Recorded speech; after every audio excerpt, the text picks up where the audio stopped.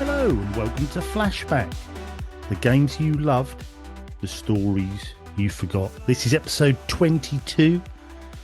I'm RGT and this week we're in October 2013. And it is just me this week. It's a solo, so a little bit of a shorter show, as I haven't got George to bounce off of. But I'll still be going through the usual format. If you're new to this show, we basically go through what we would have been playing, bit of the news of the time, what we would have hoping to have been playing, maybe a little film pick at the end from Stingray's Boot. You might have heard us over on UCP, Unofficial Controller Podcast, but this is our little retro sideshow little project. So welcome if you're new, sit back, join in, hopefully you'll get a few memories from these games, hopefully you'll get a few memories from the news, that little nostalgic hit, and you never know, it might even tempt you to go out and play a few of these games. But we'll start with what we would have hoped to have been playing in October 2013. I normally take from a little bit from the month before, so it would have been the September, but there were so many good games on this list. I thought, no, I'm just going to do the October ones because, I think we might have been a little bit spoiled for choice. But straight off the bat, a game I have played but never finished. It's actually my daughter's partner's favourite game series of all time, to the stage where he actually has a tattoo on his hand, and that is Dishonored. This is Dishonored Game of the Year edition, was released at the start of October 2013. If you haven't played it, it's almost like a steampunk stealth game, like your Thieves and games like that. From what I have played, I played on PS3. Great looking game, plays well, good story to it, unique story, well written. I must want to go back and play that. The only reason I stopped is because we do a Gen 7 playthrough over on the Unofficial Controller Podcast Discord, and on that we have a vote, 4 games each time we vote, and we go through, and if you're interested, we've just finished our latest vote, which is we're playing Mass Effect, the original game. So if you fancy joining with that, check out the Unofficial Controller Podcast Discord. But yes, Dishonored, he loves that game. Like I say, I've had limited time with it, but very interesting. And obviously they went on to do, was it the second one, I think, on the PS4 and Xbox One? But yeah, it's definitely something I'd like to get back into. Definitely a franchise that seems good. Moving on, we had things like Just Dance 2014. Is always a Just Dance game. It's very popular. Probably a good fitness workout for the people who like to dance. But I mean, they've been on everything from Wii's and PS3s and, God knows what else, to your Switch today. NBA 2K14. God, yeah, I remember that coming out, and it doesn't seem that long ago, but 13 years ago, or coming up for 13 years ago, absolutely crazy. But one that did interest me here, Grand Theft Auto Online. Yeah, this was the start. This was the start of the behemoth, eh? Absolutely amazing. Grand Theft Auto Online. This is when it all first come on, and you think, even then, I don't think Rockstar and Take-Two could imagine to where that had got to today. The biggest gross and platform of entertainment ever produced. Absolutely crazy. And I know people that joined from the early days of Grand Theft Auto Online. I wouldn't say they joined right here at October 2013, but they joined fairly early, and they're still playing that now. And I just absolutely incredible. They captured something there. I know we have our online shooters and extraction shooters and FPSs and bits and pieces like that, but people seem to, if they're live service, they get updated with bits, which Grand Theft Auto has. But with your first person shooters, they wait for the next iteration of that game. But Grand Theft Auto seemed to have attracted an audience and kept hold of that audience, which is just absolutely amazing. As we scroll down here, we've got another Game of the Year edition, Borderlands 2. Another game I've dabbled with, the original Borderlands, I played quite a few hours on PS3, didn't complete. Another sort of looter shooter.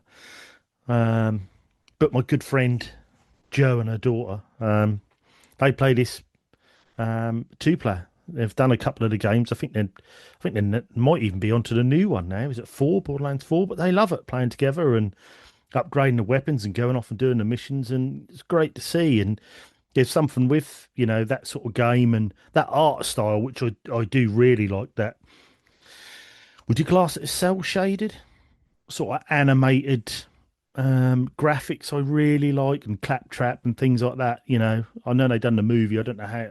I think there's mixed reviews on the movie, which a lot of times there is for gamer based movies. But yeah, it's popular. It must be to have the fourth incarnation of it come out. But yeah, so Borderlands 2 Game of the Year edition.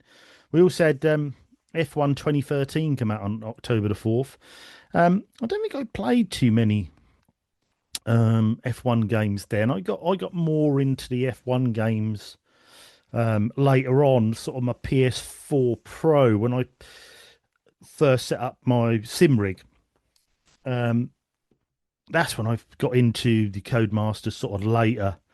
I suppose they would have been 22, 21, somewhere around there. I used to play, but I mean, been going a lot of years, very popular in at Formula One. So yeah, 2013 was another again incarnation of that game.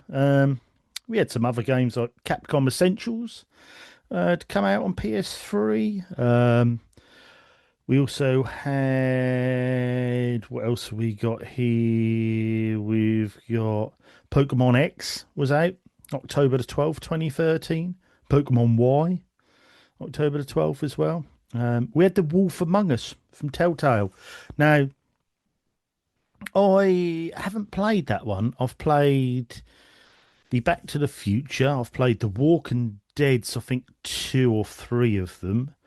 Batman one I've played. Um, and, the Telltale games are, you know, what they are. That some people call them a walk and sim. I think there's a bit more involved in it than just a walk and sim. But I've always really enjoyed them, and I think their sort of attraction to the games is that you're guaranteed a platinum at the end of it. You finish the game, you get the platinum, or your 1000G, whatever format you play on. But I've always quite enjoyed them. That I wouldn't say they're a cozy game, but they're a more chilled way of playing. You get the odd um, quick controls you have to do, QTEs. But no, I've always quite liked them. But Wolf Among Us is one I haven't played, so I would definitely like to play that one. Amongst others, I think they done a Game of Thrones one. I think they done even Tales of Borderlands. I believe they done. But also October the 8th, 2013. Definitely one of my top 10 games. I've probably spoke about it on here before. I definitely have waxed lyrical about it on the UCP. But that is Beyond Two Souls. Um, I love this game. Obviously, it's different. It's very cinematic, very narrative driven. But it's directed by David Cage, so it's going to be, Detroit Become Human and so on and so on. It was published by Sony and developed by Quantic Dream. Now, I bought this game. I bought this. I was on holiday down in Cornwall, and there used to be a shop down there. I think it was Console Connections, I believe it was called, in Truro. Long gone now. Shame. Brilliant shop. Had bits of everything in and new and sealed and everything. And there's the steel book of this. And it was brand new and sealed for like £12, I think. So I definitely picked it up. And it sat on the shelf for a couple of years before I played it. And then I played through it and just was blown away emotionally.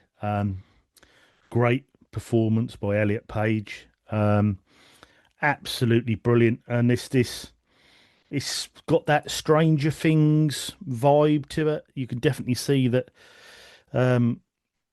the guys, the brothers who writ Stranger Things, probably had a bit of influence from this because it is that sort of powers, and there's a section where they're found in the woods and bits and pieces. So you could see that sort of connection there. But if you don't play it in the timeline of their life, play it in the timeline of how it gives it to you, and that'll you'll have this like electrical current line, and you play snippets from when they're young to when they're older, and the with the special forces wanting to use their powers and all the rest of it.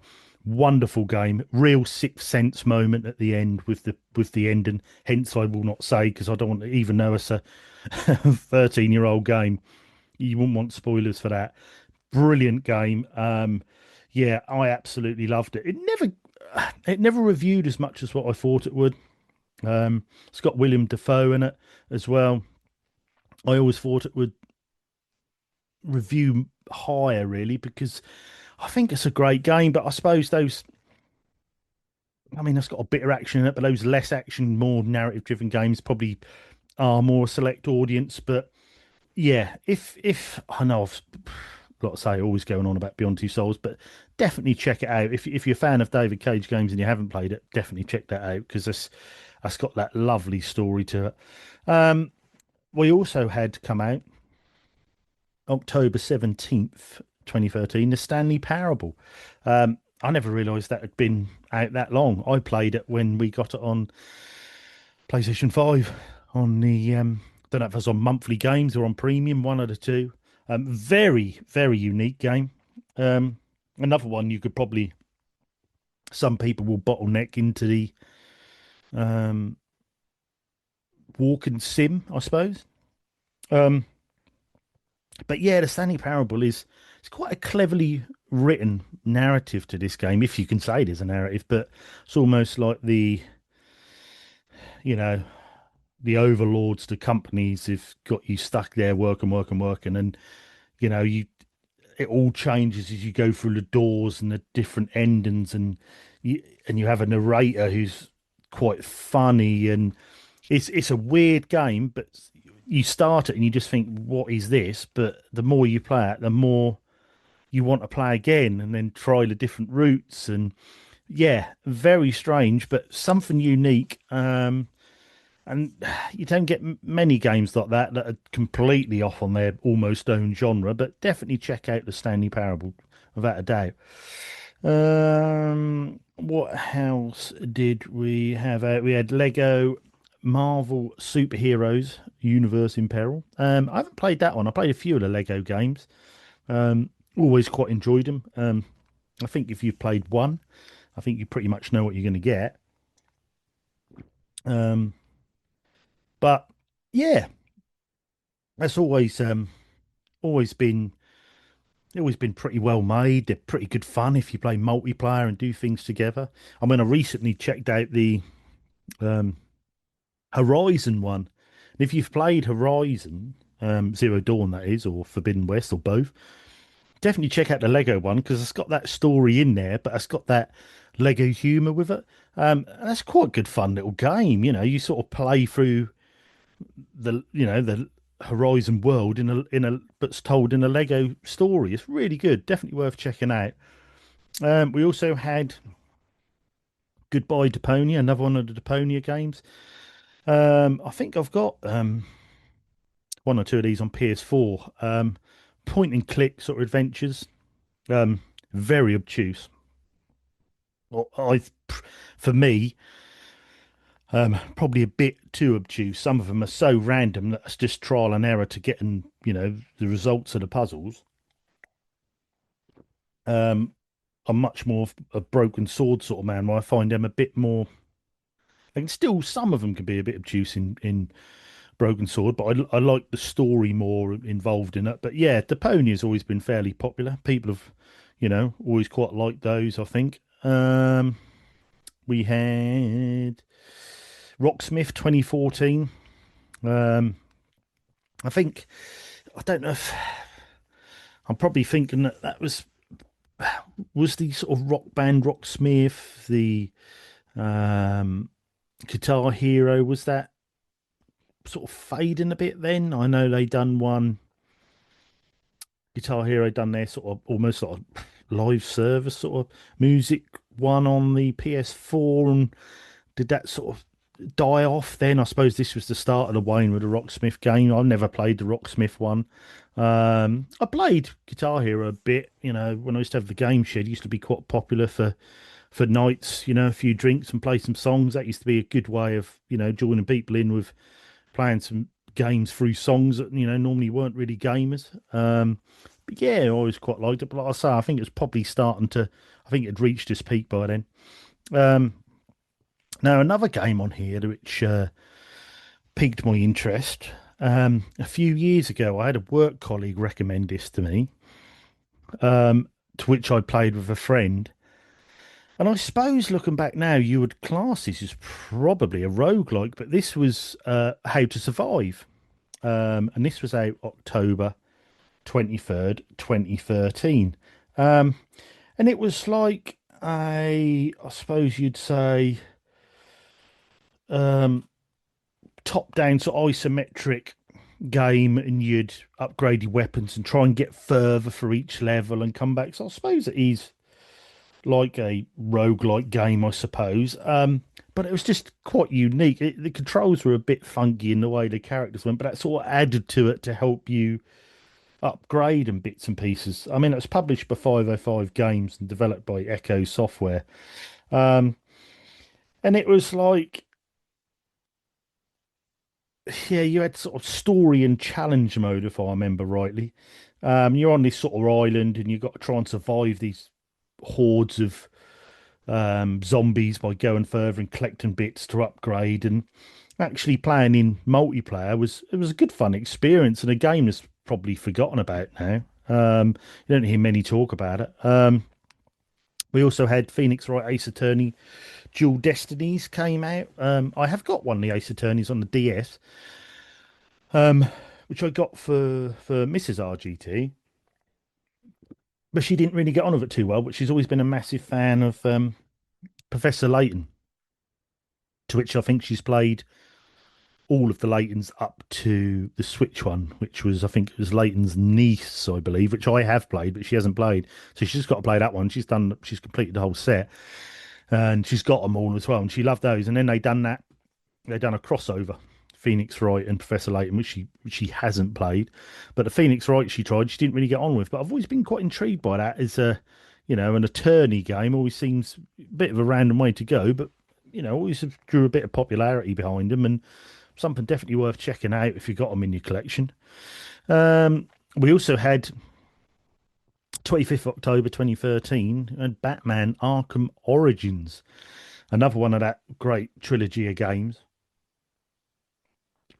Um, and they always seem to, that was Rocksteady, and they always seem to capture um, capture the like the essence of Batman. It was one of the first games I played with that sort of look and the graphics and the rain and the dark Gotham sort of crime, and great games. From Arkham Asylum to Arkham City and Origins. Yeah, they were good games, and in my eyes, definitely worth going back to, and haven't really aged that much. Excuse me. There's also another one of the games. This is also in our big list of games for the Gen 7 playthrough, which is Deus Ex Human Revolution. The director's cut came out 25th October 2013. I've sort of dabbled with Deus Ex, but never got into them too much. But that's why, again, why we done this Gen 7 playthrough, because then playing in a group encourages you, to load these old games up and give them a go. We also had um, WRC4, FIA World Rally Championship. I mean, I think they're on 12 or 13 now. But yeah, they've always been fairly steady, fairly popular games. The Rally Championships, I don't know if they're as popular now as they were in their peak. I think Rally as a format lost, quite a few of the uh, teams, the the big names and sort of went down to more independence, and I think that sort of affected the game as well. But they still make them. Still seems popular.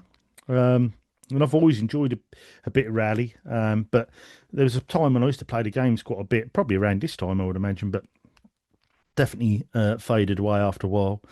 We also had October 29th, 2013, we had Sonic Lost World, which, if I remember, was on the Wii U, but I think it didn't release in a great state, and I don't think it really sort of captured the what the game is about. I think it struggled a bit and didn't really get great reviews, which is a shame. You look at the list of Sonic games now. I think there's more bad ones than there is good, which is a shame. I'm old school Sonic me. I like the 2Ds. I like the Mega Drives, even Master System to a certain extent. Game Gears. They were my generation of Sonic. Um, there was also the director's cut of Deadly Premonition. The the famously so bad game is good. Um, Never played it myself. I've seen a few videos on it, and that's almost that Twin Peak esque game with poor frame rate, poor graphics,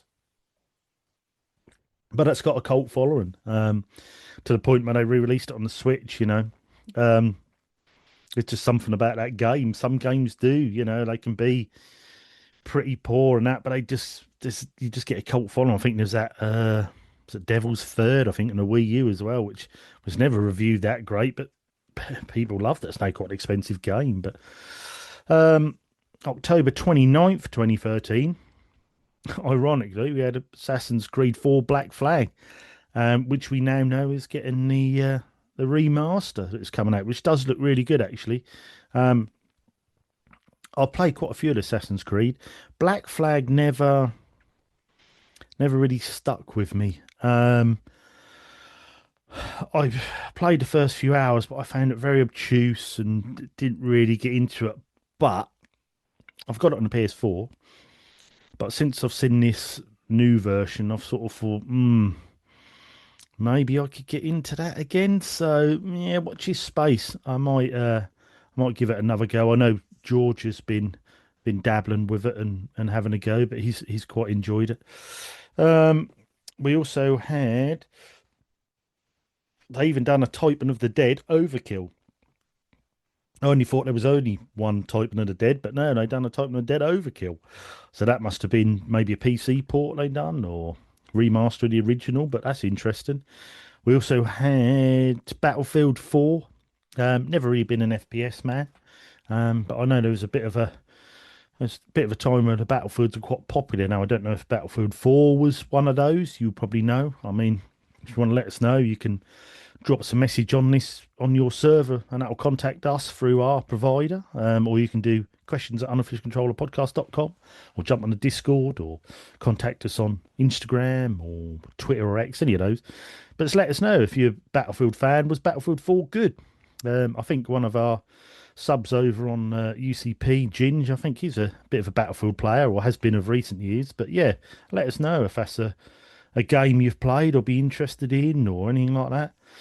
I think finally then I'll wrap up the what we would have been hoping to have been playing with they had Wii Fit U, which I didn't actually realise they'd done a Wii U version of Wii Fit. I mean, something that was so popular on the Wii. I mean, getting that many Wiis in homes to people who weren't necessarily gamers, they aimed at that market. So doing the Wii Fit, which they did, I had people I worked with who had never gamed in their life but bought a Wii so they could do the Wii Fit at home and the balance board and bits.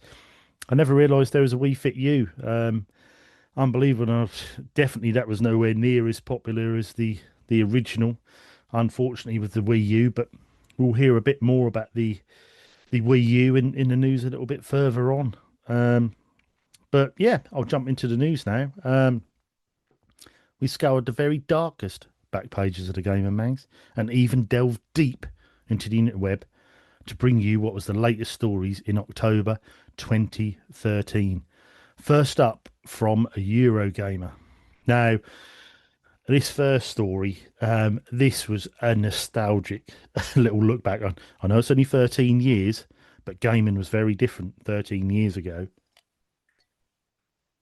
And this was it's titled Game. That's the store game. Game offering PS4 and Xbox One launch night queue jumps if you prepay from 2 days before. Like I say, this is over on Eurogame by Tom Phillips. Um, Prepay for your next gen console at Game, and you'll get a fast track ticket for launch night that will let you skip the standard queue.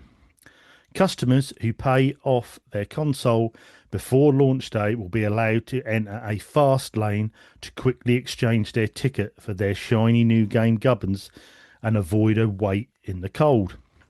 Game has begun emailing customers with details of the offer, as spotted by NeoGAF and Xbox One forums.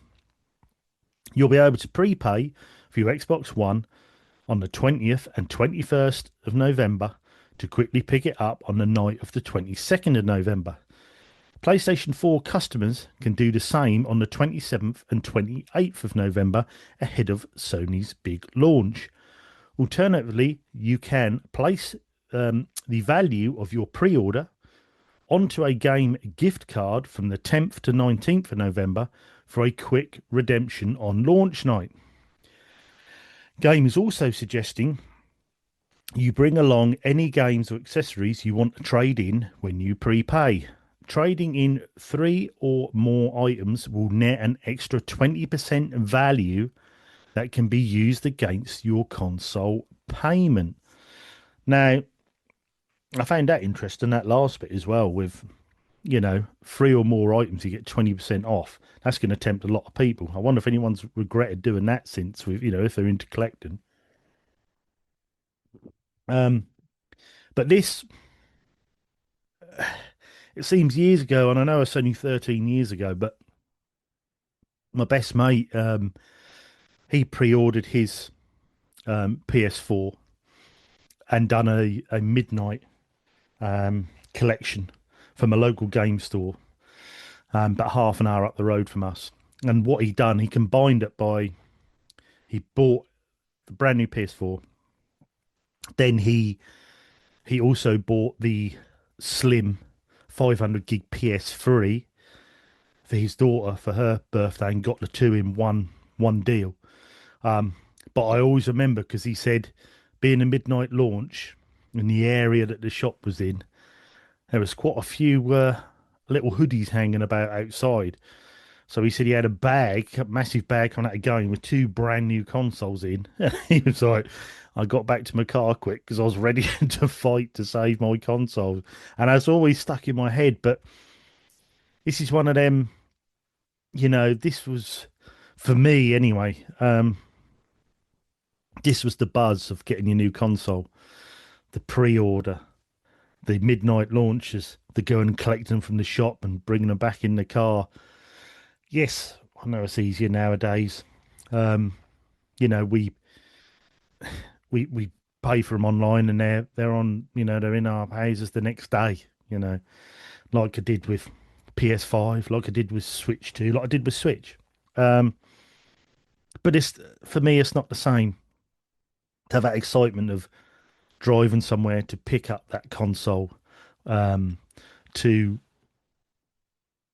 collect it, that you've prepaid, that journey home, getting the setup. And this was just a little nostalgic way for me. And that's when I started then thinking of midnight launches, of when, another story I've told before, but when Vice City launched and I went and picked it up for midnight from a supermarket, and that anticipation. And when, like I say, my friend picked up his PS4 and PS3, he got together. Amazing times. And, you know, not that we're likely to get that again. Um, I think after sort of 2019, 2020, and all what went on there, and that really spiked the sort of online side of the consoles and bits and pieces. And yeah, we didn't really, I don't think we'll see days like that again, but fantastic times. And, I know this is an audio show, but as part of the article, I've got a picture of the game store here, just packed with people queuing up, ready to pick up their new consoles and stuff. And yeah, absolutely brilliant. And Yeah, time I miss because some of my best memories of picking consoles up is, from picking up from shops. Like I say, your online ones, my PS5 turned up, took it out of the box, you set it all up and away you went. But, when I bought my PS2 and my PSP and going to like electronics boutique or game station and finding which one you wanted or which package they had and having to go on the demo kiosks and all that was all part of that experience to build that hype. And I just think we miss it now. I'm probably saying not a dinosaur. Younger generation probably won't know nothing of that and never will. But yeah, that's a time I miss, and I'm sure if you're listening to this, it's probably a time you miss as well. Um, Next up from Games Radar, um, GTA 5's sales are absurd, but don't defeat the industry's addiction to annualization. The future is still yearly.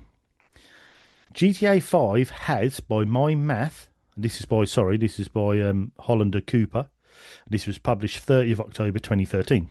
Um, GTA 5, by my math, made nearly 2 billion since its release last month. That is absurd. That's more than absurd. That's put in a straitjacket absurd. That's lock it up in Arkham home for the criminally insane absurd. That's kill it because otherwise it'll break free and blow up a hospital absurd. It's absurd. Truly absurd. It's so absurd that our office actually argued for like an hour over whether or not it was possible when it was revealed. But honestly, it's not absurd enough to kill annualized game releases. When Take Two revealed the sales numbers, 29 million units in 30 days, many were quick to point to it as an example of the benefits of lengthy game development cycles. In a matter of weeks, Grand Theft Auto sold more than any Call of Duty game ever had. And that's some good evidence.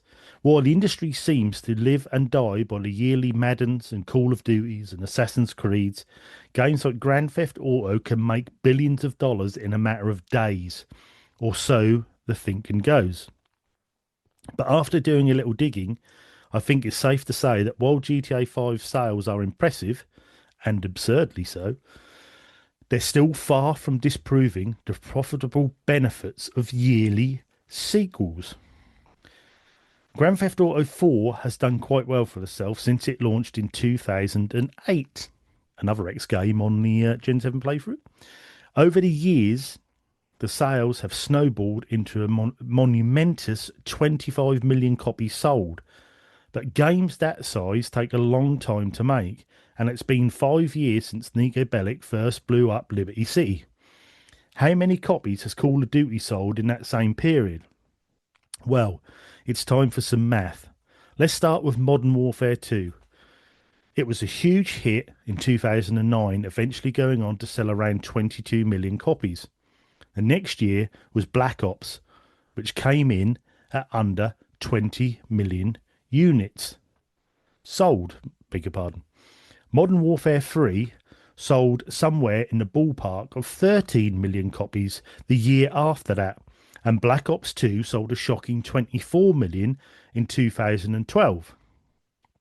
None have hit the GTA's 25 million, but combined, they utterly eclipse that total. Overall, that puts Call of Duty games that have released since Rockstar's last Grand Theft Auto at nearly 80 million. And that's without counting the amount of money the publisher made on map packs or handheld spin offs, Call of Duty Elite, or anything else that it has managed to monetize in the past 5 years. As it stands, Grand Theft Auto 4 isn't as profitable as 5 years of Call of Duty. It's barely more profitable than one big one. So let's go back to Grand Theft Auto 5, which, yeah, absurd. I have no idea how much it's going to sell when the dust settles. I could do some math, telling you that GTA 4 ended up more than doubling its first month sales in the long run, and GTA 5 will likely do the same. But that ignores factors like the end of the current generation and PC releases and software droughts. Oh, And you can't forget that this next Call of Duty and Madden and Assassin's Creed is releasing on both current and next gen consoles, amplifying the sales potentially by like a lot. I don't know. I'm not a math doctor. What I do know, though, is that the age of annualization is far from over. Absurd sales be damned, so long as 5 years of Call of Duty is bigger than 4 years of GTA.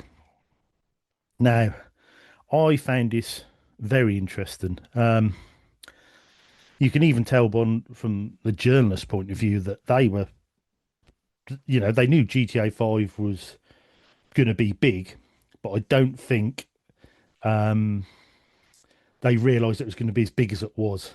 Um, Now, the only thing I will say here, which is probably what he hasn't added in to the equation, is yes, annualized games will sell, or were selling then 25 million a pop, which is what GTA 4 done in one go. And then if you add them up on the yearly over the 5 years, they're probably nearly 100 million. But that's five separate games you've had to make and five separate budgets. So you spend on five games. I know GTA 4's budget was probably huge, but you've still got to make five games to make the 100 million. So it probably levels it out a bit more, but I think that all started to change with GTA 5. I mean, 2 billion since it released last month. $2 billion since it released in a month is crazy. And if you look of stats, I think it was up till recently they done a count up of GTA 5 sales as of 2026, as this show being recorded, and they have sold 225 million copies, which is crazy, and it's been over three generations. Um, the game is absolute powerhouse, and like we spoke about in what we would have hoped to have been playing, or would likely been playing. Grand Theft Auto Online launched, and that then just pushed it even more because that became so popular online. Everyone wanted copies, and I can still remember we were on holiday in Centre Parks in 2013 when my daughter was very young, and getting an update email of when my GTA 5 PS3 game was going to be arriving or hoping to be arrived. And to think that people are still playing that in 2026 is just, like he said, absurd. And I don't think, I mean, do I think annualized games are as popular now? Maybe, I don't know. We sort of went from, they're sort of coming back again now with your Call of Duties, but a lot of these games went into the live service. Um, so I don't know if you would say that the annualized game is still as strong as it was then. I know Assassin's Creed took a bit of a break for a while, changed the format because they started washing out their own market, and then they came back with sort of Origins and Odyssey and took it down a bit more of an open world, different route. Um, and they still release them now. Are they yearly? I think we know, but we've had that the newer couple of the newer ones, Shadows, and there was another one before that, and they've sort of gone to a shorter experience with a regular game, but a bit more quality in the game rather than a more quantity. 100 hours of fetch quests. But are annualized games as popular? I probably don't think so. I think with the strength of consoles nowadays, I think you need to make a product that is, you know, it's harder to make as well. Don't forget with the ray tracing, God knows what's going on the big PC boys, but you need to make that quality, and I think that affects having an annual game. Some games take 4 to 5 years. These big single player games. I mean, GTA 5 was 2013. As of this date, which is May 2026, we still ain't got GTA 6. Yes, they've released games since, which I've been busy with, but you know, the bigger and the better the game, the longer it takes. So Depends on your preference. I mean, is there a place for annualized games? I think so. Um, I think they were worried at this point. Um, they're all, almost arguing the point that, oh, yeah, yeah, we can still have these games, we can still have these games. And I think there's a place for all games, with how many people play modern games nowadays. There's plenty of genres and people's preferences to cover. But yeah, this was just to start that first month hit with GTA 5, and everyone was like, whoa, hold on. This We knew this was be big, but 29 million units in 30 days is a year's worth of Call of Duty or over. It's crazy. And 4 years worth of GTA 4.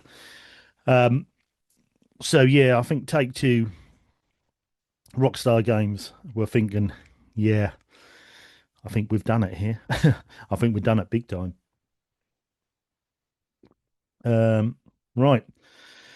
And finally, our last news story is from TheVerge.com. Um, Nintendo losses continue despite slight Wii U sales bump. Nintendo made an operating loss of 18.4 billion yen, which is 184, beg your pardon, $187 million on sales of 115 billion yen of 1.17 billion dollars. This quarter, as Wii U sales continue to lag, the company sold 300,000 Wii U consoles between July and September, an 87.5% improvement on the previous quarter. Sales were buoyed by a price cut and the Legend of Zelda bundle. But Nintendo notes that it's still losing money on the hardware. Wii U software showed a more marked boost, with 5.27 million units representing an improvement of over 400% on the previous quarter. Nintendo points to titles such as Pikmin 3, The Legend of Zelda, The Wind Waker HD as sparking growth. The company also managed to sell 2.49 million 3DS portable systems, a year-on-year decline of around 20%. 3DS software sales were at 16.37 million, a 40% year-on-year improvement, buoyed by the Western release of Animal Crossing. New Leaf, sorry, and titles from last year that continued to perform well. Nintendo hasn't altered its forecast of 100 billion yen operating profit for the current fiscal year, pointing to the recent release of Pokemon X and Y and the Wii U's upcoming Super Mario 3D World. It still expects to sell 9 million Wii U systems worldwide by the end of March 2014. The current total sits at 3.91 million. The company has given no indication of any planned deviation in its hardware strategy, despite frequent calls for its franchises to be ported to smartphones and other mobile devices. Nintendo is experimenting with free-to-play models for some of its games and announced today that it will try new promotional activities such as free campaign for upcoming fitness title Wii Fit U. Now, yeah, I think the writing was probably already a bit on the wall here for the Nintendo Wii U.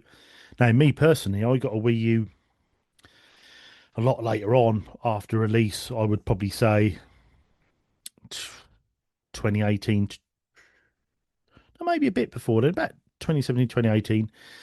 Um, I actually got one before the Switch come out, I believe. But anyway, I quite enjoyed the Wii U. I still enjoy the Wii U. Um, I think graphically it looked really nice. I played through Breath of the Wild on the Wii U. I enjoyed the gamepad. Games like one of the Batmans, I think it was Origins, and games like that would use the screen as your map, and you could see enemies around corners on a little map as dots, and you could plan ahead. There was little things like that, and they also had, like, if you play Mass Effect 3 on there, you can have your inventory and all that on the screen and change your guns on the fly. We're going. So it was nice little things like that. The thing was with the Wii U, as I think most people probably already know, it wasn't marketed correctly.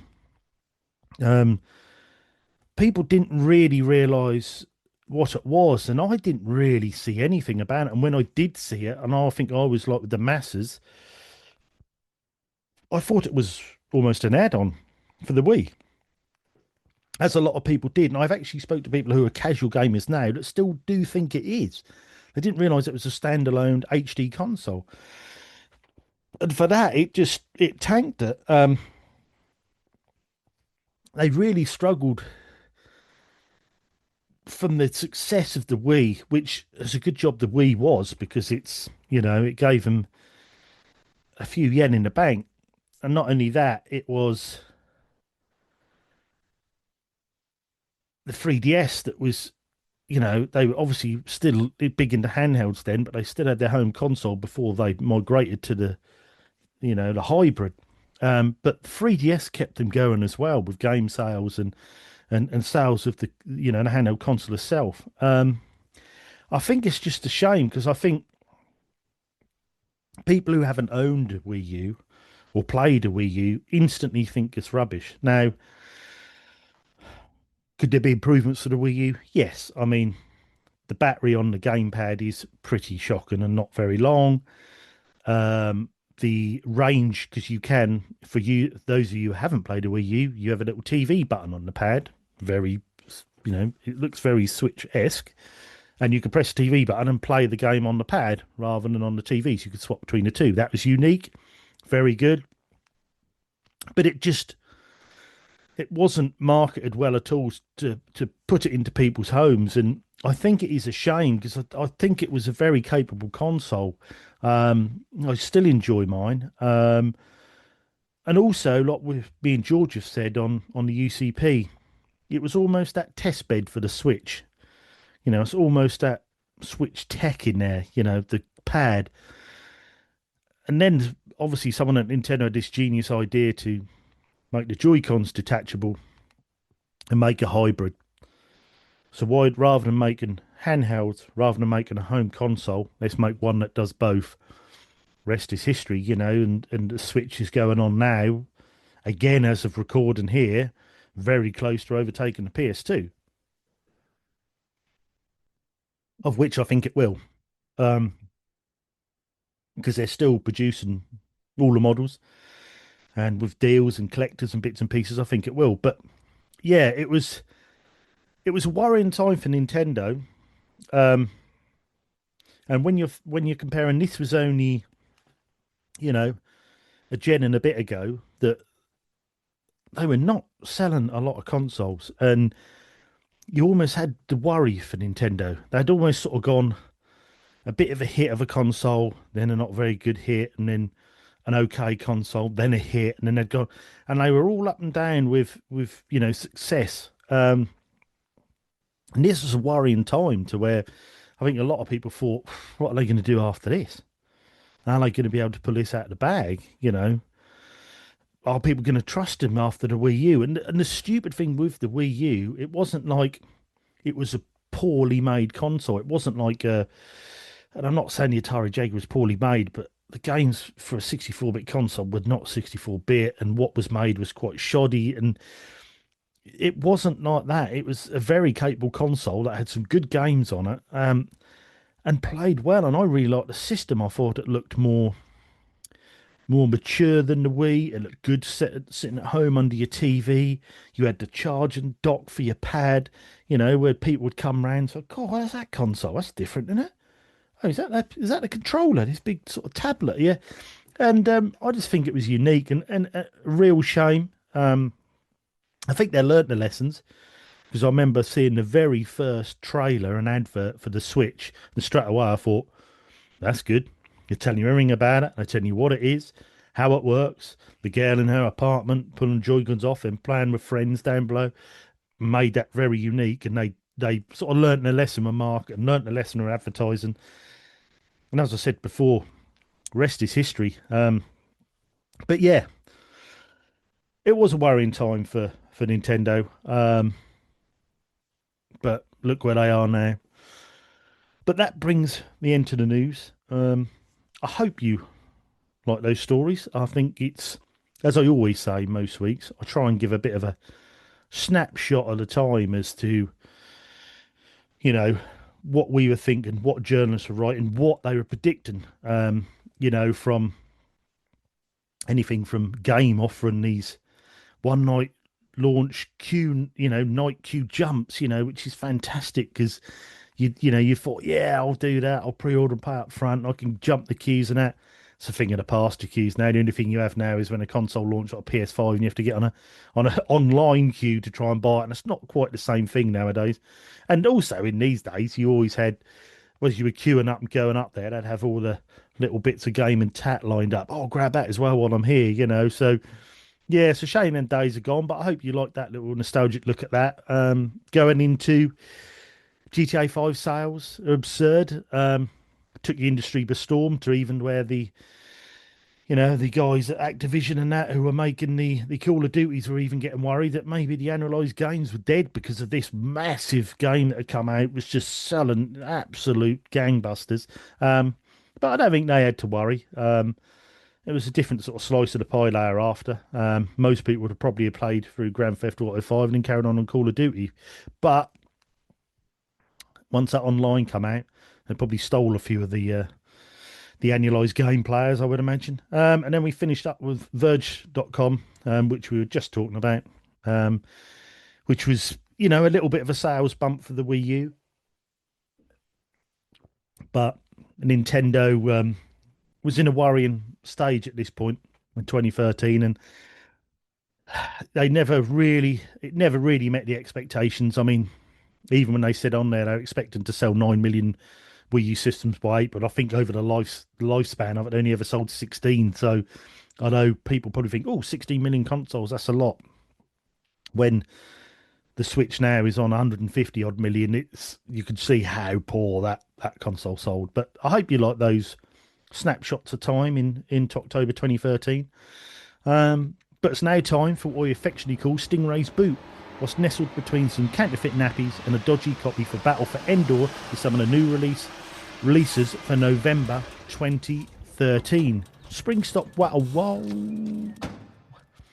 I'm going to do a traditional Ray today. Ray and Wayne have got out of the car. Ray is just how you would imagine him when you listen to this audio show. Double denim, blonde Pat Sharp mullet.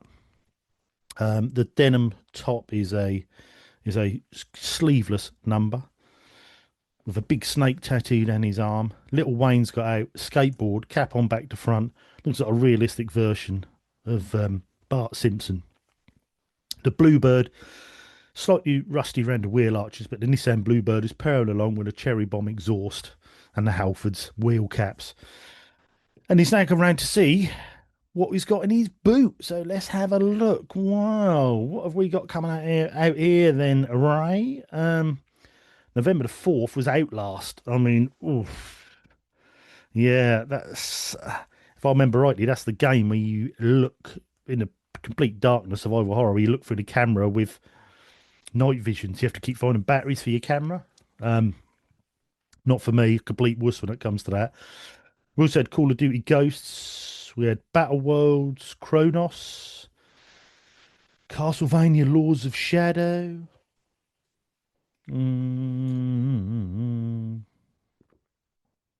We had, what else we got? Oh, Professor Layton and the Arzan Legacy. I haven't played that one, I don't think. That could be a contender. Mario and Sonic at the Sochi 2014 Winter Olympics. Wii U, I believe. I think I might have that on a Wii U. One of the Wonder Books. Can you remember the Wonder Books on your PlayStation Move? I have got those. They're an interesting thing to do. And I think they were by Mike Grace, who we've had on the show, the Retro Gamer Boy on YouTube. This one was Walking with Dinosaurs. And they also came at the same time, excuse me, sorry, Wonder Book of Potions, which Mrs. RGT liked playing, and you'd have to mix the potions on the screen. That very clever, sort of that AR sort of tech. We also had Ratchet and Clank Into the Nexus, which I think was last one on the PS3, which is one I picked up recently in Bristol when we went to a convention there, and that was the last one I needed for the PS3 collection. But I haven't played that one yet. But that's another contender. Um, Also, we got Oceanhorn, Monsters: The Uncharted Seas, um, Knack. Knack was the release title on the PS4. I know George absolutely hated that, but I have good memories of it. I played it when my daughter was young. We played two player, and I think was that one or Knack 2 we played. I know we played Knack and took in turns or whatever, but that was good fun. Need for Speed Rivals, another good game. Killzone Shadowfall. I know what George would be picking. Farming Simulator 14. He'd have been all over that. Assassin's Creed Freedom Cry, which I think was a PS3 exclusive. Might be wrong. Let us know. Questions at unofficialtrollerpodcast.com. Lightning Returns, Final Fantasy 13, Dead Rising 3, Rise, Son of Rome, Mario Party Island Tour. There's loads on this. Super Mario 3D World, which obviously we were talking about with the Wii U. Great game as well. Super Mario 3D World, really good, lovely graphics. That really good. Forza Motorsport 5, always going to be good if it's Forza Motorsport. Oh, we had The Legend of Zelda: Link Between Worlds for the 3DS. I love that game. I've got that on the 3DS. That's a great game where you can turn into a 2D paper version of Zelda and go around the walls, almost like a graffiti. It's really clever. Great game that is. So sort of find places you couldn't normally get to. Um, Anything else here that tickles my fancy? I think what I'm going to pick. Hmm. I think I'm going to go with Ratchet and Clank Nexus, I believe. Just because I love the Ratchet and Clank games, and I think that one being sort of an end of gen PS3, it's going to sing on there. It's going to look good. They always look good on there, to be fair. But I reckon that one with that sort of neon purple lights is going to look good. Should I pick one more, Ray? Can I have one more, Ray? Please? You can let me have one more? Yeah, I can. Well, if that's the case, then I'll have Professor Layton and Yarzan Legacy, I think. Azran Legacy, sorry, not Arsran. Azran Legacy. Give that a go. So I haven't played that one. I do, I'm a bit partial to Professor Layton. Not as partial as Mrs. RGT, because, yeah, she's played them religiously. But, yeah, so, well, I think I'll have a movie pick as well, please, Ray. And I think I'm going to go with Rush. Which really surprised me. This game was that old because I remember this film. Sorry, was that old. Miss RGT bought me the film for Christmas one year, and I watched that. I loved the film with Nicky Lauder and James Hunt and the competition and the rivalry, and they'd brought the stories to life. And that great film. If you're into your Formula One and or you even race and you haven't seen it, definitely watch that. But yeah, Rush. That was out in 2013. Don't seem that long ago. Do a bit of housekeeping. Um, don't forget I was going to say our sister show, but that'd probably be our mothership, which is the Unofficial Controller podcast. Well over 300 shows on there. Check us out on YouTube, Unofficial Controller podcast on YouTube. Check us out on Instagram. Check us out on TikTok. Check us out on Instagram. Oh, sorry, done Instagram. Check us out our website. We have the unofficialcontrollerpodcast.com. We have everything on there from my hidden gems lists. We have events we've been going to. We have our challenge accepted, which is a monthly challenge which Digital Monkery runs, which is great fun. Normally a high score or something or other like that, which gets a prize for the winner. He also does a Let's Get Quizzical on Discord as well, little weekly little quiz, which is always good fun. Which leads me on to the Discord. Check that out, Unofficial Controller Podcast Discord. If you want to join in there, the easiest way is go on to the Unofficial Controller Podcast Instagram, go on the link tree, and you can jump straight in. Or you can go on to my Instagram, which is Retro Gamer Thomas. I have a link tree, and you can jump into it from there. And like I say, I think I've covered. We've got X, we've got TikTok. And just in case you didn't hear it before, is there anything you want to ask us, like questions about Discord, questions about this show, give us your memories of this show, give us the games you've been playing, or just anything in general, that is questions at unofficialcontrollerpodcast.com. Or if you want, probably one of the easiest ways, on your podcast provider you are listening on to this on now, you can contact us straight to the show. If you want a shout out, leave a little bit at the end. Keep it short. Leave a little bit at the end. Leave your name, and we'll give you a shout out on the show. Um, I think that draws us to the end. A bit of a shorter show. It's only about an hour long, so sorry about that. Um, Sorry about it being a solo, but I hope that's all right. But as always, thanks for listening. Um, Thanks for downloading. Like I say, go over to YouTube, leave us a comment, subscribe, all the other YouTube stuff. Give us a shout on there. And thanks again. And I think that just leaves me to say, flashback, the games you loved, the stories you forgot. Thank you guys, and I'll see you next week. Goodbye.